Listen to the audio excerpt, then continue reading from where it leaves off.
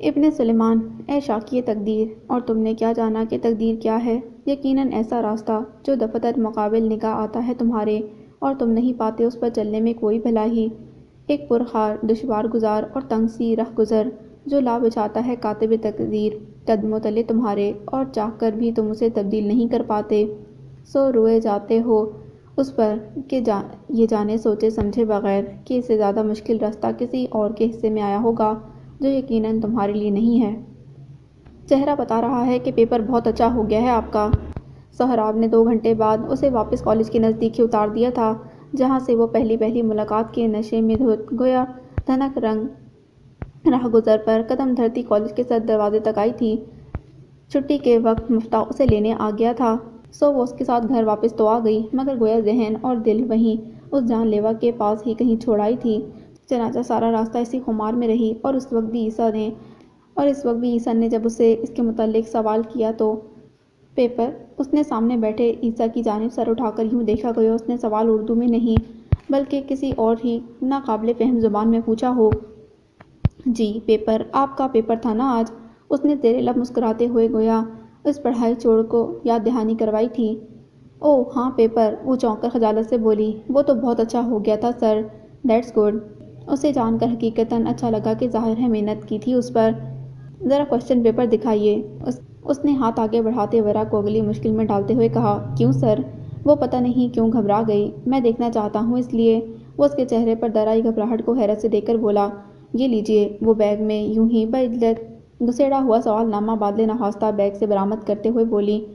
پر مجھ سے کوئی سوال مت کیجیے گا سر۔ وہ کیوں بھئی؟ پرشکن سوال نامے کی لکیریں ہاتھوں سے دور کرتے ہوئے عیسیٰ نے تعجب سے پوچھا۔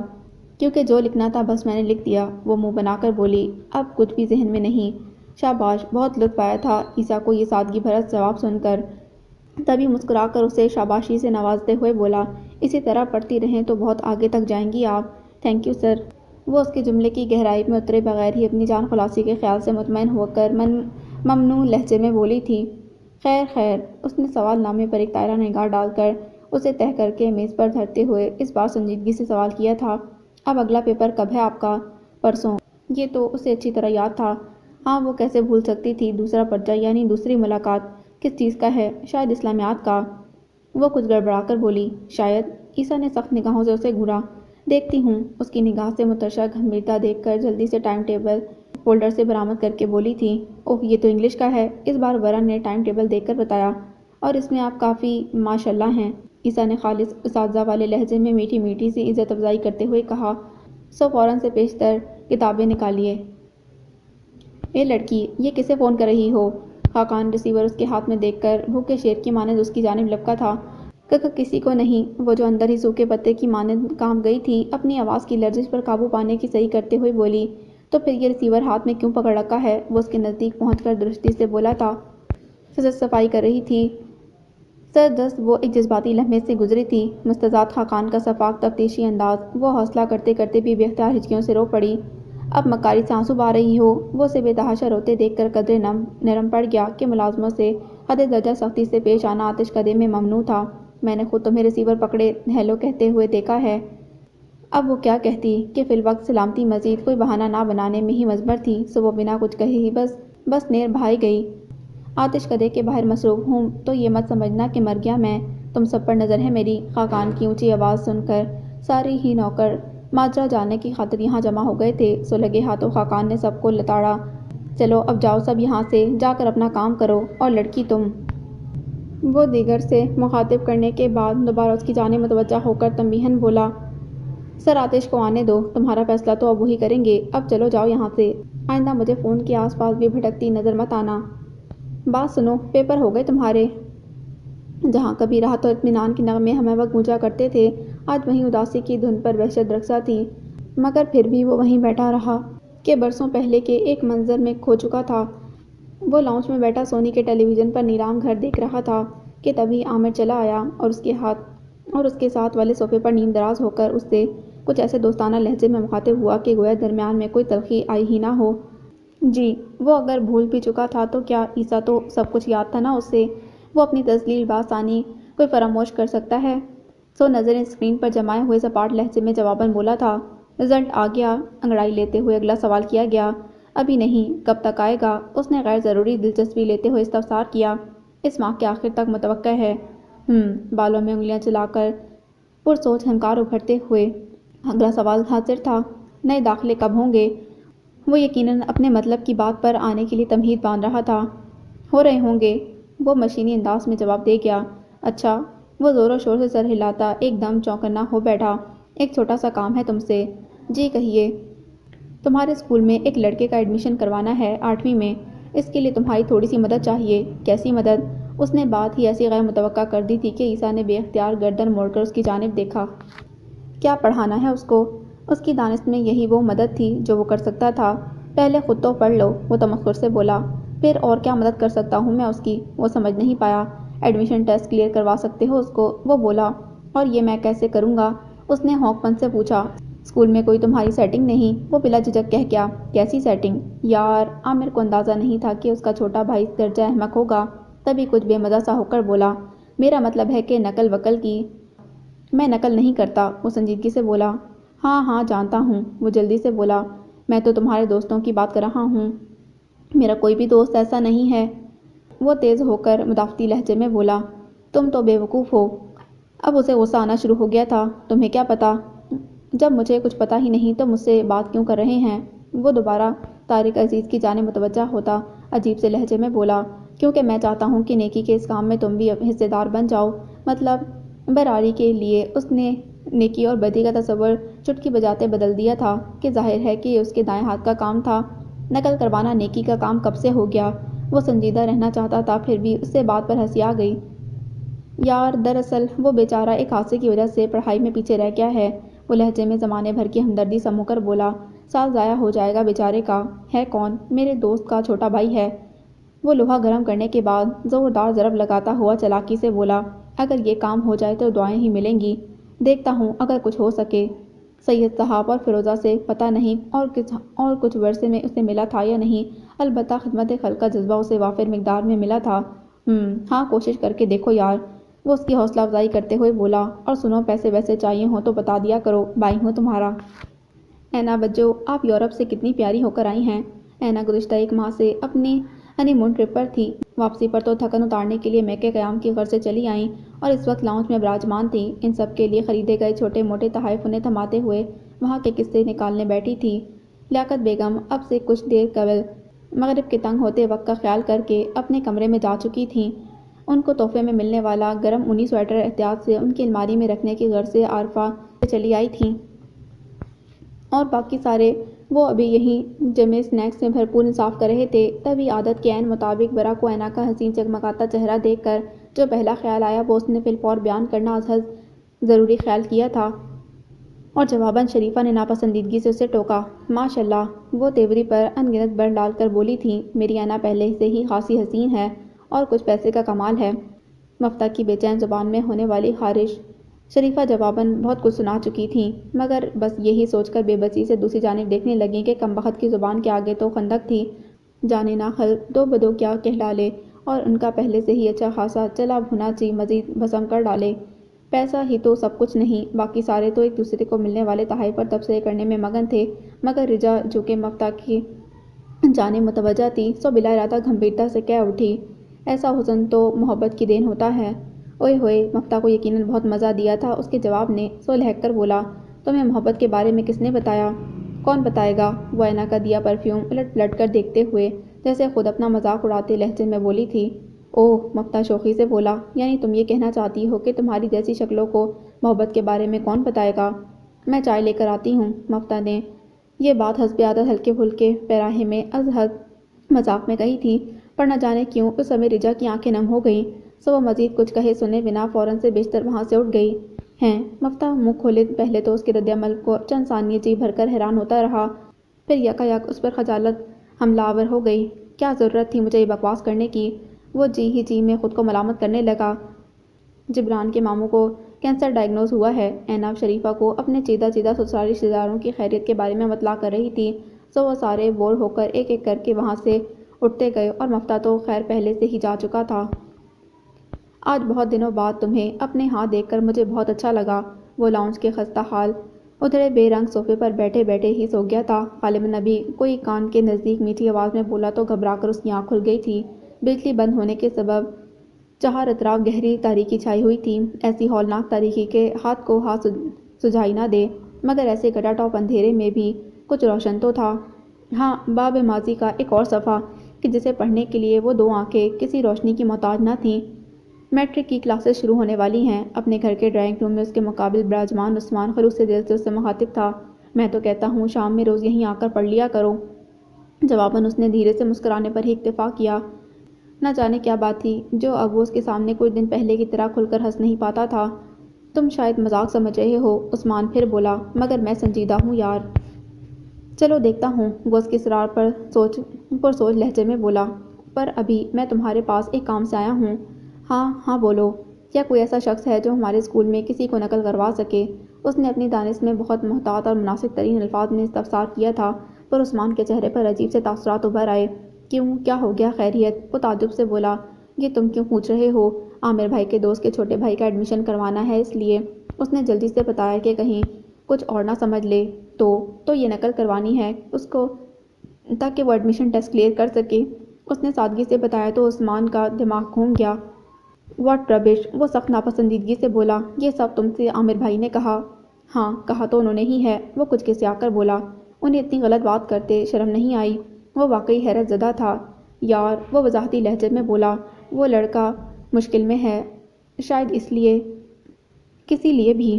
وہ اس کی وضاحت کو سرے سے ناتسلیم کرتے ہوئے بولا، مگر بات ان کی غلط ہے، سو غلط ہے۔ تمہارا امیج بہت اچھا ہے اسکول میں، اسے کسی کے لیے بھی داغدار کرنے کی تمہیں کوئی ضرورت نہیں۔ انہیں اگر اپنے دوست کی مدد کرنی ہے تو تمہارا کندھا غلط طریقے سے استعمال کرنے کی بجائے انہیں چاہیے کہ سیدھے طریقے سے اسکول جا کر بات کریں، شاید اس طرح اس کا کام بن جائے۔ بات عثمان کی بالکل درست تھی، مگر عامر، تو اب میں جا کر ان سے کیا کہوں؟ اس نے پریشانی سے پوچھا۔ تم جا کر انہیں صاف صاف کہہ دو کہ تم ایسا نہیں کر سکتے، اور کیا کہنا ہے؟ عثمان کندھے اچکا کر بولا، اور یہ بیسن کا حلوہ لو، باجی بہت مزے کا بناتی ہیں۔ کیا کہتی ہو، آج ہو جائے لوڈو کی ایک بازی؟ پونم کی رات تھی اور رجا اپنے مصنوعی روشنی سے بے نیاز چاندنی میں نہائے ٹیرس پر استادہ وہ اس سمے ماہ تمام کی مبہوت کر دینے والے حسن سے زیادہ اس کی لازوال تنہائی پر غور کرنے میں منہمک تھی کہ تبھی عقب سے بہت دن بعد ایک شناسا سا جملہ سنائی دیا۔ کیوں؟ ایک پل کو اس کا دل بڑے زور سے دھڑکا، مگر اگلے ہی ثانیے اس نے اجنبیت بھرے لہجے میں استفسار کیا، کیا آج ورا نے ساتھ کھیلنے سے انکار کر دیا؟ میں نے اس سے پوچھا ہی کب؟ وہ آہستگی سے اس کے برابر میں آ کھڑا ہوا۔ رجا بے چین ہو گئی۔ تو جا کر اب پوچھ لو، وہ زخمی سے لہجے میں بولی۔ نہیں یار، رہنے دو اسے، وہ قطعیت سے بولا، اس کے پیپر ہو رہے ہیں۔ اوہ! اس کے تن بدن میں یہ جواب سن کر الاؤ سا دہک اٹھا تھا۔ وہ دستیاب نہیں، اس لیے تمہیں میرا خیال آ گیا۔ خیال آنے کی کیا بات ہے؟ اس کی تلملاہٹ پر متحیر ہو کر بولا، ہم پہلے بھی تو ساتھ کھیلتے رہے ہیں۔ پہلے کی بات اور تھی، اور اب کیا ہو گیا؟ وہ اسی کے لہجے میں ترنت بولا، کچھ نہیں۔ کہنا وہ بہت کچھ چاہتی تھی، مگر ضبط کر کے ایک بار پھر تنہا سے چاند کو دیکھنے لگی۔ رجا، کیا بات ہے؟ مفتا چند ثانیے اس کی جانب الجھن زدہ پریشان نگاہوں سے دیکھتے رہنے کے بعد بولا، میں کچھ دنوں سے محسوس کر رہا ہوں تم کچھ بدلی سی دکھائی دیتی ہو، کوئی پریشانی ہے؟ اگر ہے تو تم بلا جھجک مجھ سے شیئر کر سکتی ہو۔ اس کے لہجے میں بے پناہ خلوص کے علاوہ اور بھی بہت کچھ تھا۔ کیا شیئر کروں تم سے؟ وہ سر جھٹک کر بولی، جو بھی پریشانی ہے۔ پریشانی نہیں، محبت ہے تم سے، اور تم، کاش کے من میں ابھرنے والی ہر بات کہہ دینا اتنا ہی سہل ہوتا جتنا کہ سوچنا۔ کوئی پریشانی نہیں ہے، وہ نروٹے پن سے بولی۔ تم میرے بارے میں خواہ مخواہ فکر مند مت ہوا کرو۔ ناراض ہو گئی ہو کیا یار؟ وہ دائیں کان کلو کھجاتے ہوئے بولا۔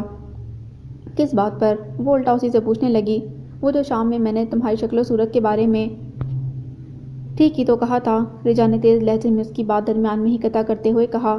ہمارے جیسے چہروں سے محبت کون کرتا ہے؟ محبت چہرے دیکھ کر تو نہیں کی جاتی۔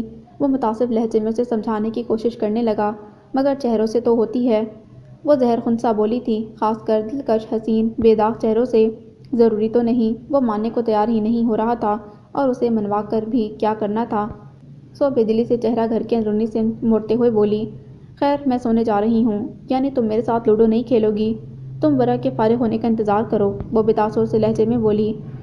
میں اتنی عذرا نہیں کہ کسی کا متبادل بن جاؤں۔ رجا اپنی کہہ کر آگے بڑھ گئی، جبکہ وہ تادیر اس کے کہے الفاظ کی بازگشت کے زیر اثر کھڑا رہا تھا۔ ہیلو! اس وقت وہ کسی بھی کام کی ہمت خود میں نہ پاتی تھی، سو خرابی طبیعت کا بہانہ بنا کر اپنی پناہ گاہ میں چلی آئی۔ خیال تھا کہ کچھ دیر تنہا رہ کر اندر شراکت سے ٹوٹ جانے والی اس شے کی مرمت کی جائے کہ جسے دل کہتے ہیں، مگر کہاں دل کے ٹکڑے بھلا اتنی آسانی سے کب جوڑے جا سکتے ہیں؟ اور ابھی تو یہ حال تھا کہ ٹوٹنے والا ہر حصہ مزید کرچی کرچی ہوا جاتا تھا۔ ہیلو، کاش کاش کہ یہ آواز مجھے سنائی نہ دے۔ اس نے اپنے ہاتھ سختی سے کانوں پر جما کر خواہش کی، مگر بے سود۔ ہیلو، میرے خدایا، یہ میں نے کیا کر لیا اپنے ساتھ؟ کوئی ناقابل بیان اذیت سی اذیت تھی جس کی شدت سے دوہری ہو کر وہ زمین پر بیٹھتی چلی گئی۔ ہیلو، کون بول رہا ہے؟ ہاں، مجھے بولنا تھا، بہت کچھ بتانا تھا، کہنا تھا، سننا تھا، مگر ہائے، وہ لمحہ میرے ہاتھوں سے پھسل گیا، کھو گیا وہ میری خوش بختی کی طرح۔ شدت گریہ سے نڈھال ہو کر وہ ننگے فرش پر گٹری بنی پڑی تھی، اور خوش امیدی کا وہ لمحہ، وہ واقعہ اسے چھوٹ گیا تھا۔ کیا نظر آ گیا جبران کی خالہ کو اس بے ڈھنگی ورا میں جو رشتہ بھیجنے کو مری جا رہی ہیں؟ تھکن اتارنے کا جواز اپنی جگہ، مگر رینا کی آمد کا اصل مقصد یہ تھا کہ وہ اپنے کمرے میں شریفہ کے روبرو بیٹھ کر اب سے کچھ دیر قبل بیان کر چکی تھی، اور جسے سنتے ہی شریفہ ہتے سے اکھڑ گئی تھی۔ ہاں نہیں تو اوقات دیکھی تھی انہوں نے اپنی، جو ان کی شہزادیوں کی سی آن بان اور شان والی بیٹی کے سسرال میں بیاہی جاتی۔ اب یہ بات تو مت کریں موم، بیڈ راؤنڈ سے پشت ٹکاتی اینا اکتاہٹ سے والدہ ماجدہ کو ٹوکتی ہوئی بولی۔ نظر تو ظاہر ہے سب سے پہلے اس کا بے تحاشا حسن ہی آتا ہے۔ ہاں، اور ایسا آتا ہے کہ ساری عقل پر پتھر پڑ جاتے ہیں۔ وہ بے بسی آمیز دہش سے بولی تھی۔ ارے تو بتاتی نا کہ یتیم ہے، ماموں کے در پر پڑی ہے بچپن سے۔ خیر وہ یتیم تو نہیں، اینا بولی، والد موجود تو ہیں اس کے۔ ارے ہٹاؤ، وہ ہاتھ نچا کر بولی تھی، ایسی موجودگی بھلا کس کام کی؟ بچپن سے جو ادھر چھوڑ گیا تو منحوس مارا، کبھی ایک پیسے تک کا تو روادار نہ ہوا۔ ماں اس کی الگ نفسیاتی قسم چھوڑ گیا تو اس کی بے وفائی پر خودکشی۔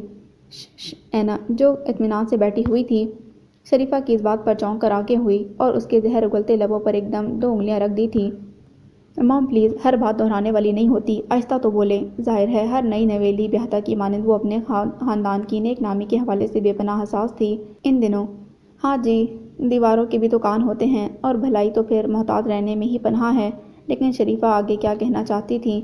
دروازے کی دوسری جانب اپنی کتابیں اٹھانے کی غرض سے آنے والی ورا جو دروازے پر دستک دینے کی بجائے اتنی دیر سے کھڑی اندر جاری گفتگو سن رہی تھی، اس ادھوری بات پر سراپا اضطرار بن گئی۔ اور چھوڑ دیں اب یہ باتیں، اندر سے ایک بار پھر اینا کی سرزنش کرتی آواز بھری تھی، اور یہ بتائیں کہ میں اس رشتے کا کیا کروں؟ جبران کی خالہ بہت اصرار کر رہی ہیں، کیا میں اس رشتے کا دادی بیگم کو بتا دوں؟ کوئی ضرورت نہیں، شریفہ قاطعیت سے بولی، یوں تو ان کے ارادے کچھ اور ہیں، مگر کیا پتہ دولت کے جو انبار تمہاری خالہ ساس کے پاس ہیں وہ ان کے خیالات بدل دیں۔ تو پھر کیا کہہ کر انکار کروں؟ اینا پریشانی سے بولی۔ کہہ دینا کہ ہمیں خاندان میں 2 لڑکیاں نہیں دیتے، اور سنو اب واصلہ کے لیے کوشش کرو۔ اور وہ جو مفتاح کا دوست تھا، اس کا کیا ہوا؟ اینا نے دلچسپی سے پوچھا۔ میں نے 2-4 بار اسے فون کیا تو ہے، مگر کم بخت نے جواب نہیں دیا۔ وہ سہراب سے سخت نالاں دکھائی دے رہی تھیں، تو آپ مفتاح سے کہہ کر اسے ڈنر پر بلوائیں، اینا نے صلاح دی۔ شریفہ کی مکار آنکھیں چمکنے لگیں۔ ہاں، یہ بات تو میرے ذہن میں آئی ہی نہیں۔ چلیں میرے آ گئی، اینا مسکرا کر بولی۔ بس تو پھر آپ کل ہی کال کر دیں اسے، ابھی میں بھی یہیں ہوں، ملاقات ہو جائے گی تو ذرا میں بھی اچھی طرح سے ڈٹول لوں گی۔ ان کے ارادے بہت نیک تھے، ورا لب بھیجے خاموشی سے پلٹ گئی۔ اے بابو، تم خط کا جواب کیوں نہیں لکھتے ابو کو؟ بتی آ گئی تھی، سو وہ لاؤنج سے اٹھ کر گھر کے اس حصے میں چلا آیا جہاں اب وہ جانے سے گریز کیا کرتا تھا کہ دل پھٹنے لگتا تھا وہ خالی پلنگ دیکھ کر، جہاں کبھی اس کی پوری دنیا اور پوری جنت نظر کے سامنے ہوا کرتی تھی، اور آج وہاں کوئی نہیں تھا۔ اس کے 2 جہاں لٹ گئے تھے تو کیا اب بھی بیان نہ کرتا؟ اور کچھ بیان بے آواز بھی تو ہوا کرتے ہیں۔ سو وہ بزبان خاموشی روتا کرلاتا، تڑپتا اپنی پلنگ پر آ لیٹتا، جہاں محسوس کرو تو آج بھی وہی روح کو شانت کرتی، تھپکتی لوریاں سناتی خوشبو موجود تھی، ممتا کی خوشبو۔ بولو نے بابو، جانے والے وطن لوٹ آئے تھے۔ حسب معمول 2-4 روز تو بلے کے لیے آنے والوں کا تانتا بندھا رہا۔ آج گھر میں کچھ سناٹا سا تھا، سو فیروزہ اپنے لاڈلے کو پاس بٹھا کر من میں مچلتا اچلتا کودتا انہیں ہراسا اور پریشان کرتا سوال اس سے کر بیٹھی تھی، اور وہ جسے اس سوال کی غالباً توقع نہ تھی، چپ کا چپ رہ گیا۔ ہم کچھ پوچھ رہے ہیں نا تم سے بابو؟ پیازی رنگ کی سوتی ساڑی میں مربوط فیروزہ کے لہجے میں اس بار ذرا سی خفگی تھی۔ کیا لکھتا؟ بالآخر وہ ہماری شرمندگی کے نظر جھکا کر بولا۔ اپنی ذلیل حرکت کی معافی مانگ لیتے وہ ڈپٹ کر بولی، وہ حرکت جو میں نے کی ہی نہیں۔ وہ رنجور لہجے میں بولا۔ ہاں، ماں سے جھوٹ بولو گے؟ فیروزہ نے شاکی نظروں سے اسے دیکھا۔ کیا آپ بھی یہی سمجھتی ہیں کہ میں جھوٹ بول رہا ہوں؟ وہ بے پناہ یاسی سے بولا۔ مگر عامر نے تو یہی بتایا تھا ہم سب کو، وہ الجھن زدہ لہجے میں بولی۔ انہیں غلط فہمی بھی تو ہو سکتی ہے۔ وہ جواب کسی کو بھی اس ضمن میں صفائی وضاحت نہ دینے کا عزم کر چکا تھا۔ ماں کے سامنے اپنے عزم سے پیچھے ہٹ گیا۔ تو صفائی دیتے تم اس کو؟ وہ بولی۔ جی، دینے کی کوشش کی تھی۔ تو کیا کم بخت مارا؟ بات نہیں سنا تمری؟ وہ طیش میں آتے ہوئے بولی۔ شاید انہوں نے سننے کی ضرورت محسوس نہیں کی۔ کمینہ، وہ ایک گنا طمانیت سے بولی۔ بہت منہ زور ہوا جا رہا ہے۔ ہم پہلے ہی کہے تھے تمرے ابو کو کہ ہمارا بابو ایسا نہیں کر سکتا۔ ہاں، وہ یہ سن کر بے اختیار ان کے گلے سے لگ گیا تھا۔ یہ کیسا ناقابل بیان سکون تھا جو اس ممتا سے لبریز معصوم لہجے نے اسے بخشا تھا، وہ جو اندر ایک سناٹا سا اتر گیا تھا۔ وہ اب مدھم مدھم سروں میں بدلتا جا رہا تھا، اور سارے سر محبت کے تھے، طمانیت کے تھے، اور فرحت کے بھی۔ غم ہے یا خوشی ہے تو، میری زندگی ہے تو۔ اسی دن کی طرح انگوری دیدہ زیب لباس میں مناسب حد تک سجی سوری ورا آج بھی 10 بجتے ہی کمرہ امتحان سے نکل آئی تھی، اور اب وہ دونوں ہوا کے دوش پر سنگ سنگ نامعلوم منزل کی سمت گویا اڑے جا رہے تھے۔ تبھی نیلی جینس اور سرخ قمیض میں ملبوس سہراب نے اپنی پیاسی نگاہوں کو اس کے حسن سے سیراب کرتے ہوئے پیار بھرے شکوے سے گفتگو کا آغاز کرتے ہوئے کہا، تم 2 دن سے رات میں بات کیوں نہیں کر رہی مجھ سے؟ اینا بجو رہنے آئی ہوئی ہیں۔ اسی لیے اینا کے ذکر پر اسے شریف اور ان کے مابین ہوئی گفتگو نئی سرے سے یاد آ گئی تھی۔ ساتھ ہی وہ ادھوری بات ابھی جسے مکمل سننے کے لیے وہ بے چین تھی، اور شاید اسے بے چین ہی رہنا تھا کہ اسے مکمل کرتا بھی کون۔ اتنی اہم ہے تمہاری اینا بجو کہ تم ان کے سامنے مجھے اگنور کر رہی ہو؟ وہ اچانک غصے سے بے تحاشا سرخ ہو کر بولا تھا۔ ورا نے خاص دلچسپی مگر تعجب سے اس کا قندھاری انار سے مشابہ چہرہ دیکھا۔ اف وہ چند ثانیے بعد وہ ناز بھرے انداز سے وضاحت کرتے ہوئے بولی، پتہ نہیں تم کیا سمجھ رہے ہو؟ دراصل اینا بجو ہی کے کمرے میں تو میں تم سے پڑھائی کے بہانے بند ہو کر بات کیا کرتی تھی، اور اب جب وہ میکے آئی ہوئی ہیں تو ظاہر ہے وہیں رہ رہی ہیں نا۔ اوہ، سہراب کے چہرے کی سرخی سن کر بتدریج کم ہونے لگی۔ اچھا اچھا، اب میں سمجھ گیا، رشتہ لائی ہیں وہ میرا۔ اس بار دیدہ و دانستہ ورا نے سہراب کو یہ اطلاع فراہم کی تھی۔ کیا مطلب؟ بلا ارادہ ہی اس کا پاؤں بریک پر جا پڑا تھا، اور 140 کی رفتار پر دفعتاً بریک کا مطلب، رشتے کا مطلب تمہیں نہیں پتہ؟ اپنا ڈیش بورڈ سے ٹکرائے جانے والا ماتھا سہلاتی ورا سخت برافروختگی سے بولی تھی، مجھے صرف اتنا پتہ ہے کہ میرے علاوہ تم اور کسی کی نہیں ہو سکتی، میں ہونے ہی نہیں دوں گا۔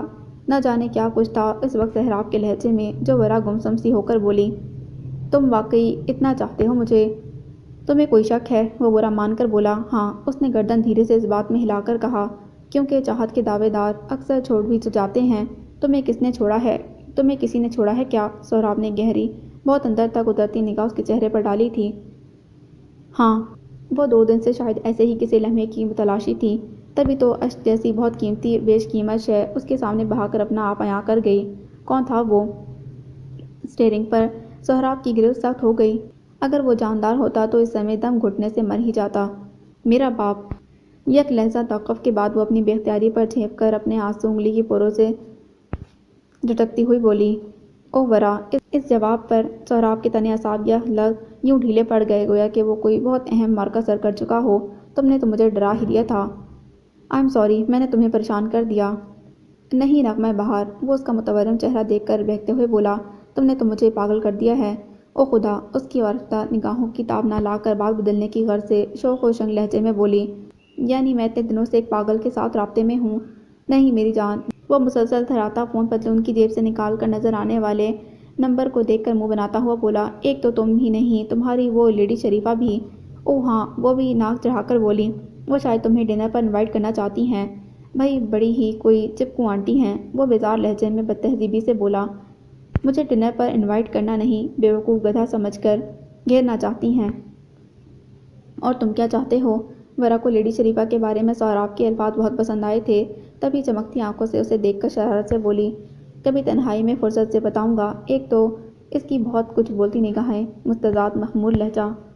فون اٹھا لو ان کا، وہ بوکھلا کر بولی، ساری شوخی اور شرارت ہوا ہو گئی تھی۔ مجھے ڈنر میں کوئی دلچسپی نہیں، وہ حقارت سے بولا، لیکن اگر تم کہو تو اس بہانے میں تمہارے دیدار کو آ جاؤں۔ آ جانا، چلو انہیں بعد میں رنگ بیک کرتا ہوں۔ وہ فون آف کر کے جیب میں رکھتا ہوا بولا، اوہ آج تو دیر ہو گئی بہت۔ اچانک ہی ورا کی نگاہ اپنی کلائی پر بندھی گھڑی پر پڑی تو وہ چھل پڑی، اب جلدی چلو سہراب۔ ہاں ہاں چلو۔ وہ ابھی کچھ دیر مزید یہیں ٹھہرنا چاہتا تھا، مگر اسی وقت عقب سے آنے والی گاڑی نے ہارن پر ہارن بجا کر بیچ راستے میں روکی گئی اس گاڑی کو آگے بڑھنے پر مجبور کر دیا۔ گڈ مارننگ سر۔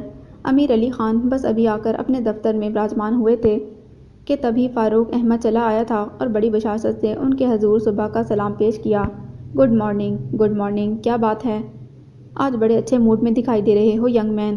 وہ میز کی دوسری جانب پڑی کرسیوں میں سے ایک پر سے اٹھنے کا اشارہ کرتے ہوئے جواباً خوش دلی سے بولے۔ سر بات ہی کچھ ایسی ہے، وہ پرجوش لہجے میں بولا۔ Very good. امیر علی خان نے متانت سے گردن ہلائی۔ کوئی نیا کیس؟ کیس تو پرانا ہی ہے، مگر ڈیولپمنٹ نئی ہے، اس نے مستعدی سے بتایا۔